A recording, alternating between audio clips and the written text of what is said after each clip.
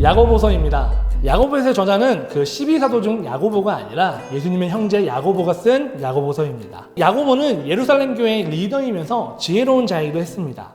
야고보서를 볼 때 두 가지 성경이 합쳐져서 보는 듯한 느낌을 받을 수 있습니다. 먼저 마태복음에 나오는 이 산상수훈에 대한 말씀과 그리고 잠언서에 나온 우리에게 주는 지혜로운 그러한 모습들이 합쳐져서 나온 지혜롭게 쓰여져 있는 야고보서이기도 합니다. 야고보서는 다른 편지들처럼 지역교회를 향해 쓴 편지가 아닙니다.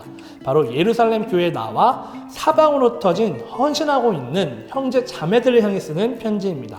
다른 편지들에서는 유대 그리스도인들이 박해와 고난을 당해 힘들어하는 외부의 압력에 대해서 견뎌내는 인내에 대해서 이야기하고 있다면 야고보서는 흩어져서 세운 교회 가운데 공동체 가운데 일어나는 내부 갈등에 대한 이야기를 쓰고 있습니다.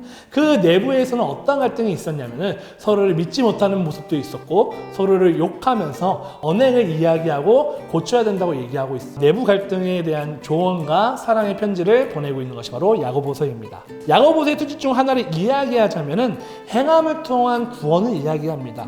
이 말은 로마서에 나온 행함이 아닌 오직 믿음으로 구원받는다고 이야기하는 사도 바울과 대립되는 이야기일 수도 있겠지만 사실 이 두 문장은 어느 상황에서 보느냐가 어떠한 관점의 포인트일 수 있습니다. 로마서에서 나온 사도 바울이 이야기하는 오직 믿음으로 구원을 받는다는 것은 예수님을 믿기 전, 예수님을 믿은 후 아주 갓 시작한 신앙의 초기 상태를 이야기할 수 있습니다. 행함이 우선이 되어서 예수님을 믿어지는 것이 아니라 예수님을 마음으로 믿음으로써가 우리가 구원받는다는 것을 이야기한다면 야고보서에 나온 행함을 통한 구원은 무엇을 이야기하냐면은 구원받은 자, 예수님 구원받은 자로서 믿음이 생겼다면 믿음 뒤에 나온 다른 행동이 바로 이러한 모습이다라고 이야기하고 있습니다. 즉 로마서는 구원받기 전에 예수님을 구원받을 수 있는 사람에 대한 이야기라면은 그리고 야고보서는 구원받은 자들의 삶이 어떻게 살아가는지에 대한 행동을 이야기하고 있습니다. 그렇다면 야고보서의 특징은 바로 우리가 어떻게 살아가야 예수님 앞에 구원받은 사람으로서 우리가 살아가는지에 대해 이야기하고 있습니다.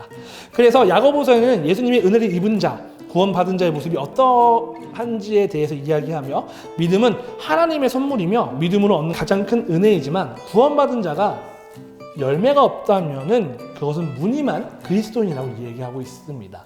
예를 들어 가난한 자를 향해 무시하고 차별하는 행위와 언어와 폭언을 한다면 그것은 구원받은 자의 모습이 아니라는 것이지요. 또 하나 또 예를 들어서 이익을 추구하는 데만 힘쓴다면 그것은 더욱더 구원받은 자의 모습이 아니라는 것입니다.